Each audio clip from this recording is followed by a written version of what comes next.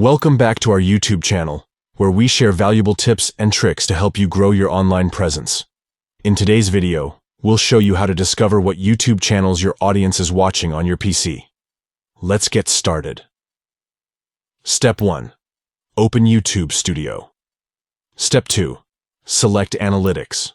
Once you're in YouTube Studio, navigate to the left-hand side menu and click on Analytics. Step 3. Click on Audience. Within the Analytics section, you'll find various tabs. Locate and click on the Audience tab. Step 4. Go to Channels Your Audience Watches. Scroll down the page until you find the Channels Your Audience Watches section.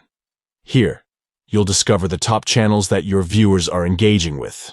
Remember, understanding your audience is essential for growing your YouTube channel. So, take advantage of the analytics available in YouTube Studio to make data-driven decisions and optimize your content strategy. Thank you for watching this tutorial.